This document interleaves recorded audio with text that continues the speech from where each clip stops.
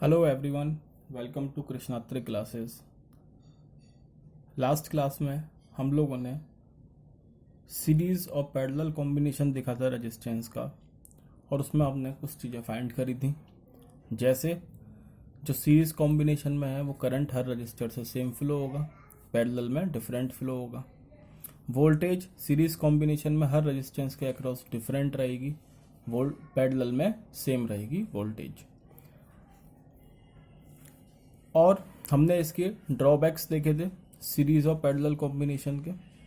अब आज हम लोग आगे चलते हुए इसी से रिलेटेड आज क्वेश्चन डिस्कस करने वाले हैं। ये कुछ क्वेश्चन है जो हम आज की क्लास में डिस्कस करेंगे पैरेलल और सीरीज कॉम्बिनेशन पे या कॉम्बिनेशन ऑफ रेजिस्टेंस पे। तो आगे चलते हैं और हम लोग ये क्वेश्चन सॉल्व करते हैं।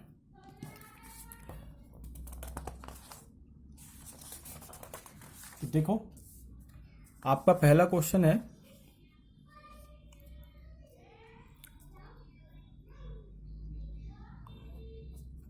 हम लोगों का, draw a schematic diagram of a circuit consisting of a battery of 3 cell.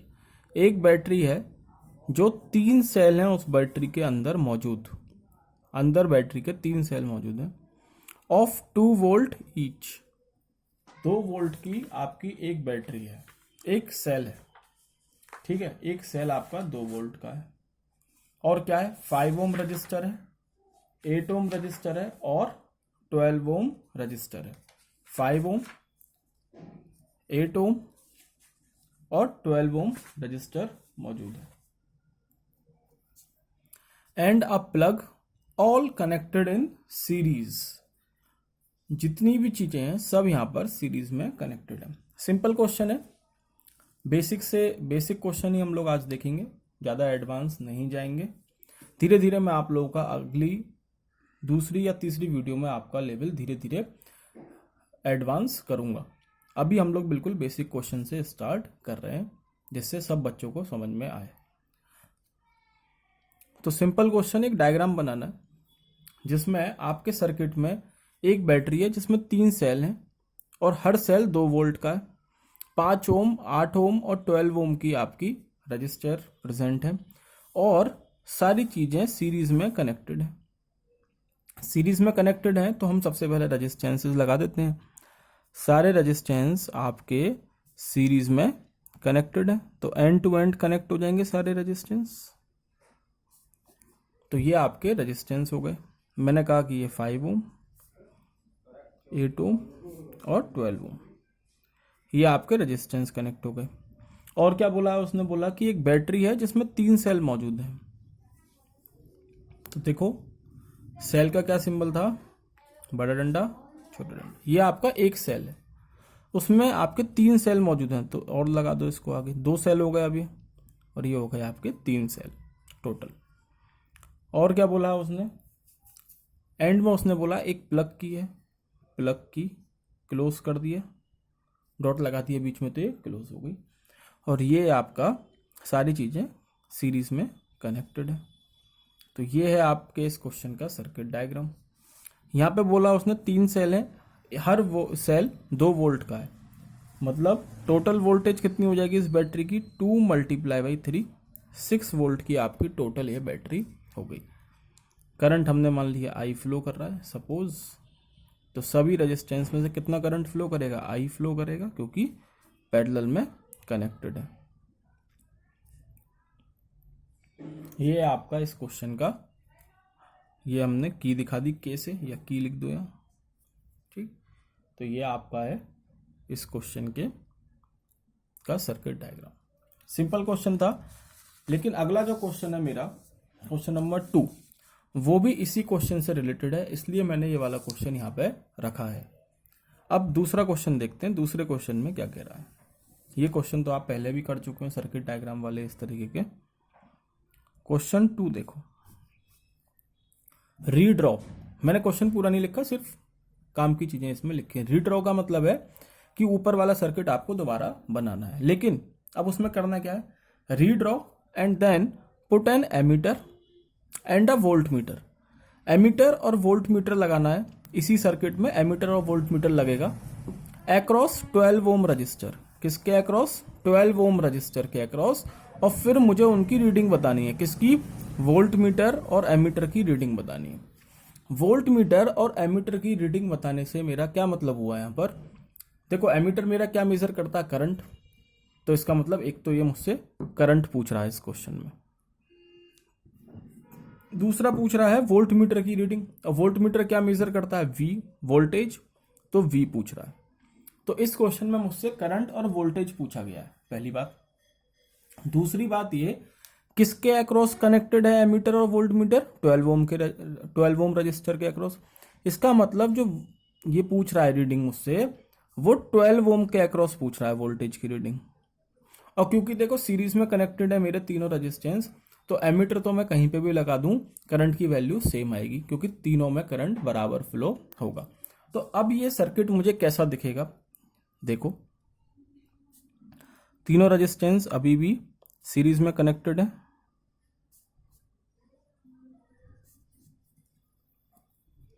अब एमीटर मैं इस पूरे सर्किट में कहीं पे भी लगा सकता हूं, क्योंकि इसमें तीनों रेजिस्टेंस मेरे सीरीज में ही कनेक्टेड है। तो सपोज मैंने इसको यहां लगा दिया, ये मेरा एमीटर आ गया, ठीक। और ये आपकी बैटरी, 3 सेल है तो 3 ही लगाओगे, ज़्यादा मत लगाना और कम भी नहीं। ये आपकी की आ गई और ये आपका। अब बात है कि वोल्ट मीटर कहाँ लगाऊंगा? तो देखो, वोल्ट मीटर तो मैं, उसने बोला है कि 12 ओम रेजिस्टेंस के अक्रॉस लगाना है, तो 12 एम के अक्रॉस लगा दो। 12 ओम के अक्रॉस, ये लग गया 12 ओम के अक्रॉस। सीरीज में है तो सब में वोल्टेज डिफरेंट होगी, तो मुझे यहाँ पे आई और वी की वैल्यू निकालनी है। इसको अब मैं डायरेक्ट 6 वोल्ट लिख सकता हूँ, ऊपर निकाल लिया। 6 वोल्ट की बैटरी हो गई पूरी।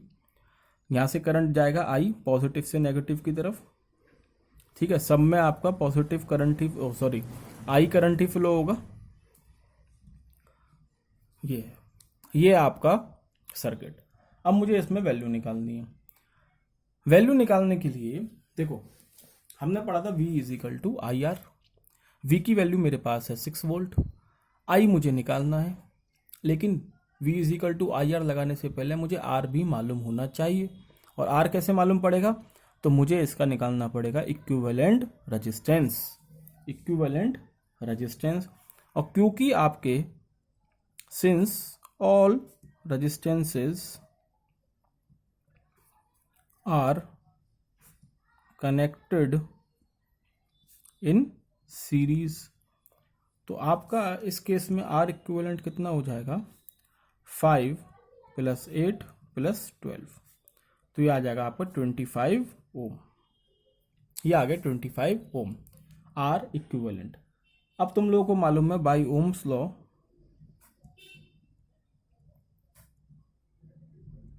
V is equal to I are.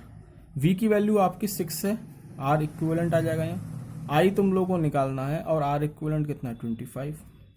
तो आई कितना आ गया? 6/25 एम्पेयर। 25 एम्पेयर। इसको सॉल्व करोगे तो 0 पॉइंट, देखो 60 हो जाएगा, 25 2 और 0.24, तो ये आपका आ गया 0.24 एम्पेयर। ये क्या आया आपका? करंट की वैल्यू आ गई, मतलब एमीटर की रीडिंग है। ये किसकी रीडिंग है? ये आपकी एमीटर की रीडिंग है।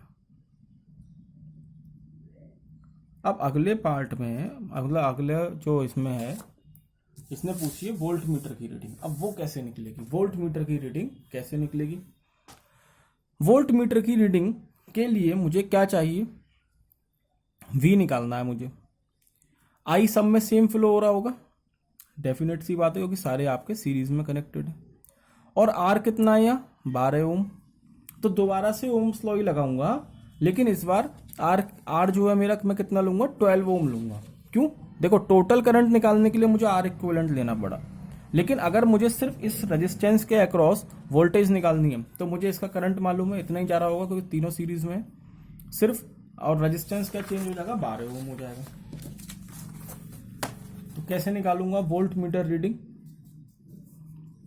Now volt meter reading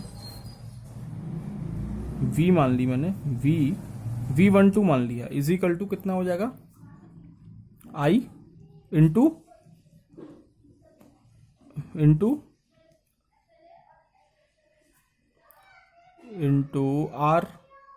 R12 कर लो, R12, तो V12 is equal to 0.24 multiply by 12।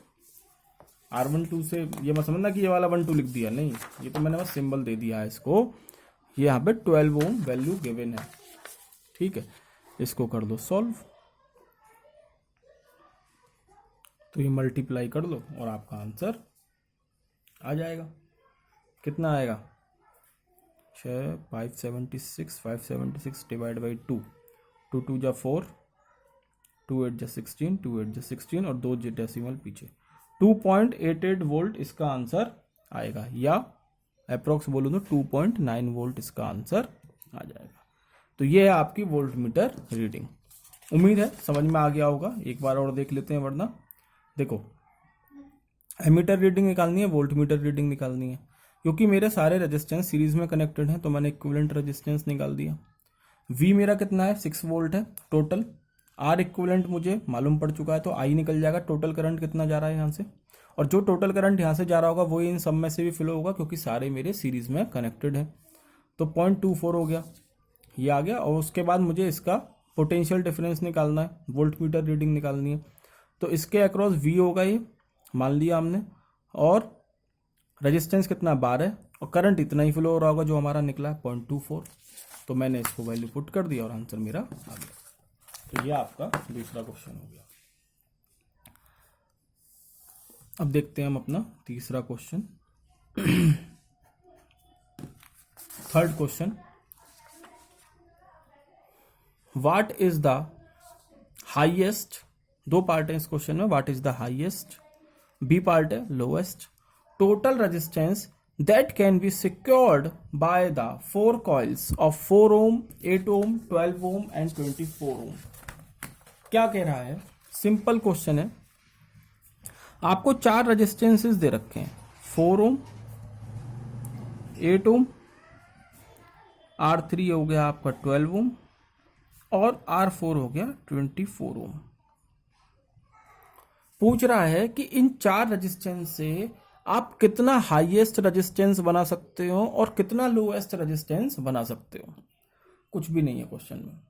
अब इस क्वेश्चन में आपकी काम आती है थ्योरी।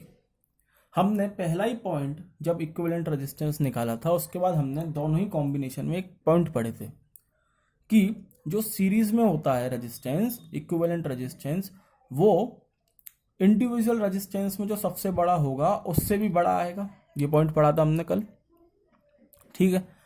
और पैरेलल कॉम्बिनेशन में जो इक्विवेलेंट रेजिस्टेंस आएगा वो जो इंडिविजुअल रेजिस्टेंस में सबसे छोटा होगा उससे भी छोटा आएगा, ठीक।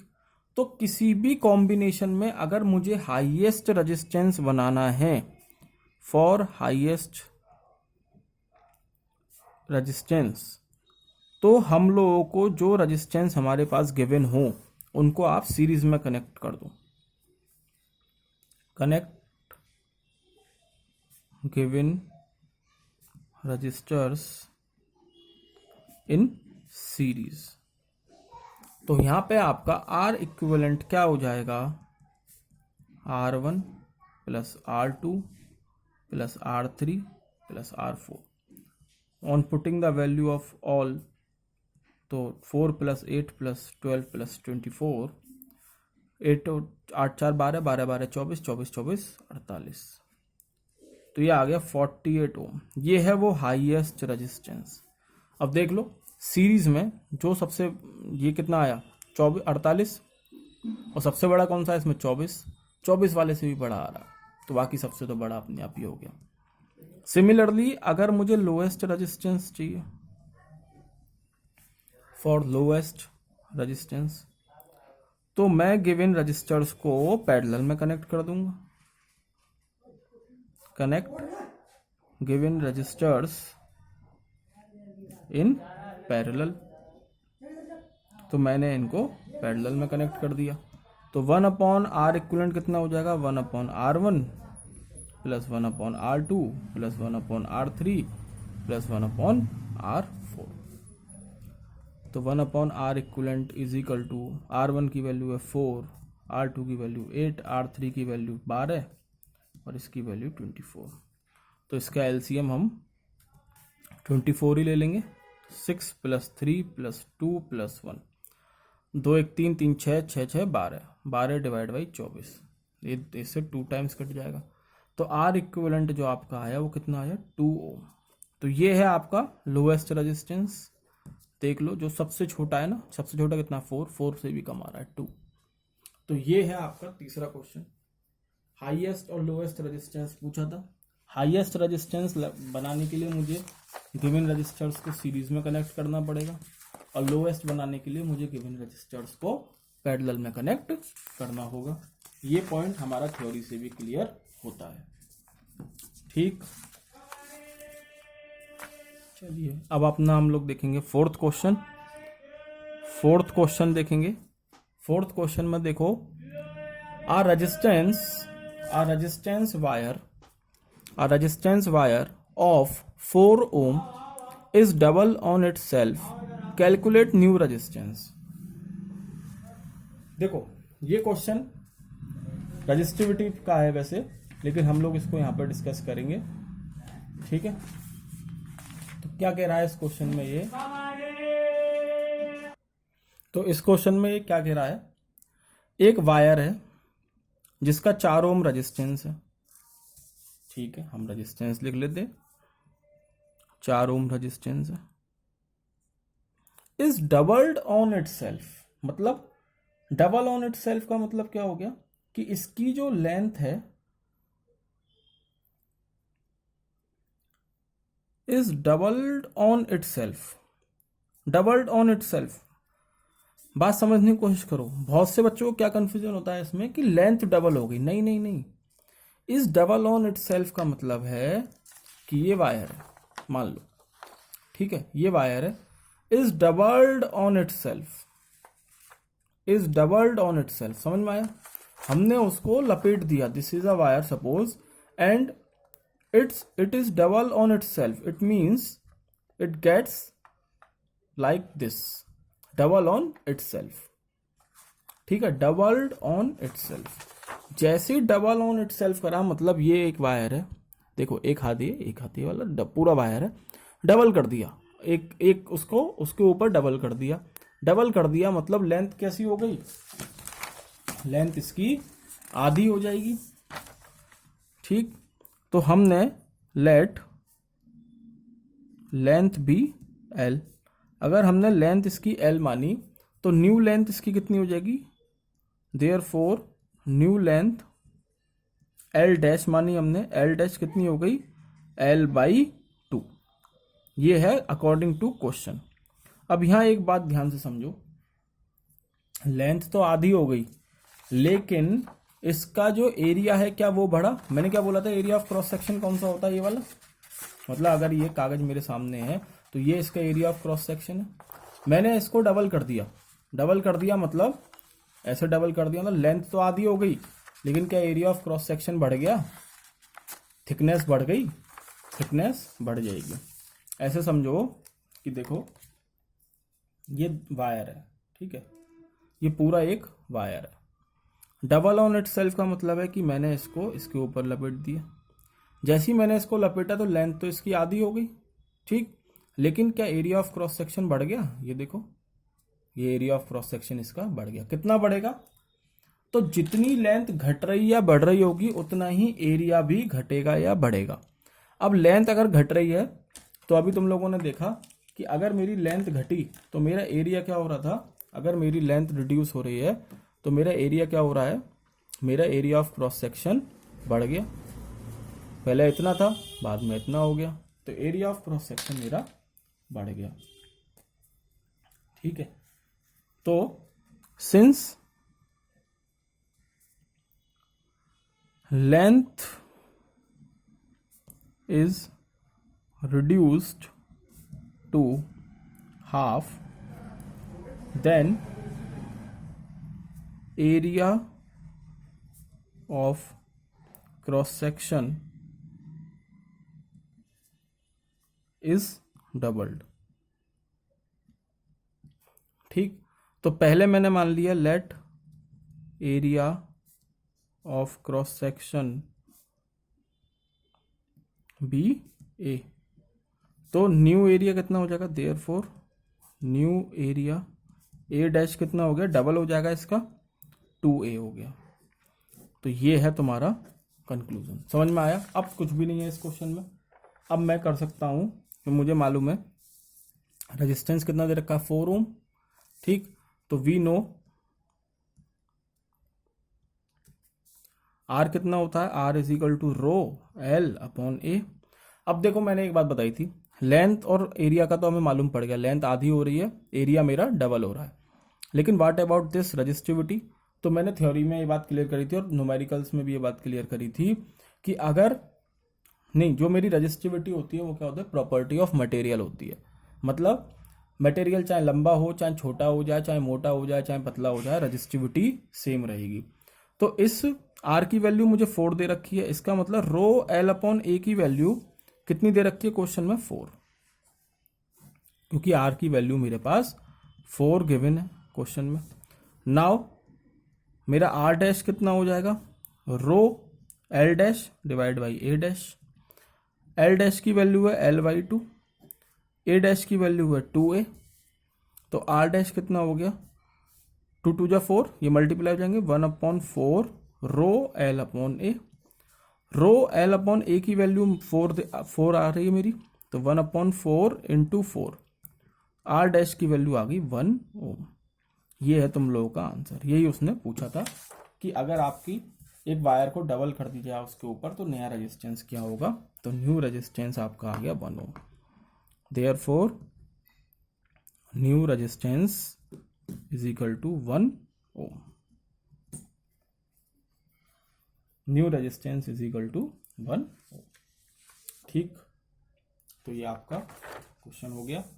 अब हमारा आज का लास्ट क्वेश्चन हम लोग करने वाले हैं, और ये लास्ट क्वेश्चन है आपका। ये क्या करना है, इस क्वेश्चन में आपको इक्विवेलेंट रेजिस्टेंस निकालना है।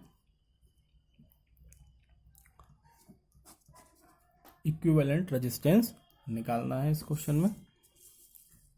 देखो, फाइंड इक्विवेलेंट रेजिस्टेंस, और ये सर्किट गिवन है।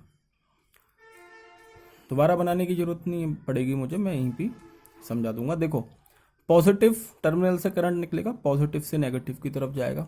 मैंने बोला था कि करंट सेम होगा रेजिस्टेंस में, तो वो सीरीज में है, और करंट हमेशा जंक्शन पे डिवाइड होता है।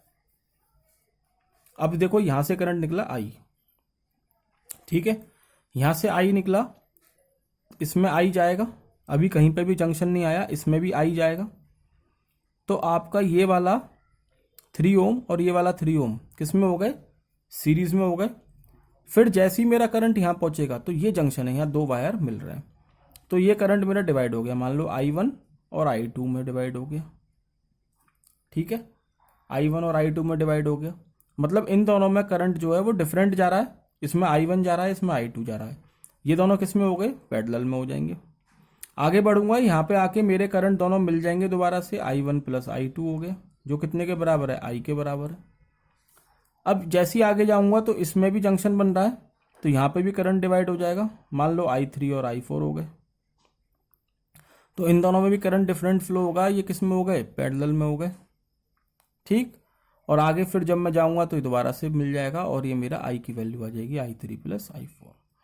तो यहाँ पे जो है आपका ये 2 ओम वाले किस में है, पैरेलल में, 1 ओम वाले पैरेलल में। जो कैसे होगा, तो इक्विवेलेंट रेजिस्टेंस ऑफ 2 ओम जो किस में है, विच आर इन पैरेलल। ठीक, तो पैरेलल में क्या होता है मेरा, आर इक्विवेलेंट, आर डैश मान लो इसको, कितना हो जाएगा 1/2 प्लस 1/2। इसको सॉल्व करोगे तो आर डैश मेरा 1 ओम आ जाएगा। सिंपल है, हाफ प्लस हाफ 1 ही होता है। ठीक, सिमिलरली इक्विवेलेंट रेजिस्टेंस में 1 ओम का निकाल लूंगा, equivalent resistance of 1 ohm which are again in parallel. तो यहां मैं इसको R डबल डैश दिखा देता हूं, 1/1 प्लस 1/1। इसको सॉल्व करोगे तो ये आएगा आपका 0.5। ठीक है, कर लेना, ये तो हो जाएगा। अब देखो जैसे ही मैंने ये करा ना, तो अब मेरा सर्किट कैसा बन जाएगा, एक बार मैं तुम लोगों को सर्किट बना के दिखाता हूँ। अब कैसा सर्किट दिखेगा मुझे, तो तुम लोगों को और क्लियर हो जाएगा। ये बैटरी है, ये स्विच है, ये 3 ओम तो है ही यहाँ पर पहले से, इसमें कोई डाउट नहीं होगा। और ये वाला 3 ओम भी है, इनको तो मैंने छेड़ा ही नहीं अभी तक। छेड़ा किसको है, 2 ओम और 2 ओम को। 2 ओम की जगह मेरा अब एक R डैश आ गया, सीधा सीधा आ जाएगा इसमें, ये आ गया R डैश। और 1 ओम की जगह R डबल डैश आ गया, तो ये आ गया R डबल डैश। ये आपका न्यू सर्किट बन गया। ये R डबल डैश है, ये R डैश है, ये 3 ओम हो गया, ये 3 ओम हो गया। अब ये सब किसमें, ये सब आपके सीरीज में हो गए, क्योंकि यहां से करंट निकलेगा, कहीं डिवाइड होगा नहीं, सीधे आई आई आई आई आई आई सब में आई आई फ्लो हो जाएगा। तो ये कैसा हो जाएगा आपका, सीरीज में हो गया। Now all resistors are in series.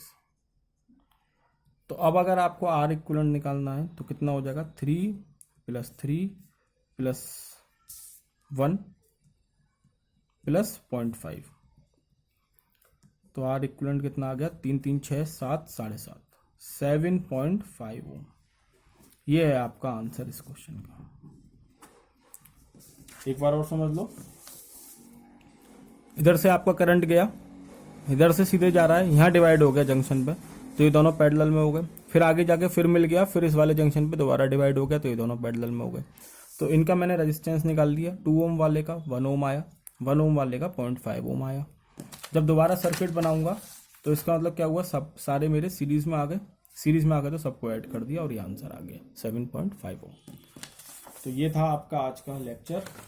इससे कॉम्बिनेशन ऑफ रेजिस्टेंस से रिलेटेड कुछ न्यूमेरिकल्स, और ये मोस्टली न्यूमेरिकल्स कभी ना कभी आपके बोर्ड एग्जाम में आए हुए हैं। आज के लिए इतना ही है, ठीक है। तो अगर वीडियो अच्छी लगे तो वीडियो को लाइक करना, चैनल को सब्सक्राइब करें, शेयर करें, कमेंट करें। Okay, thank you.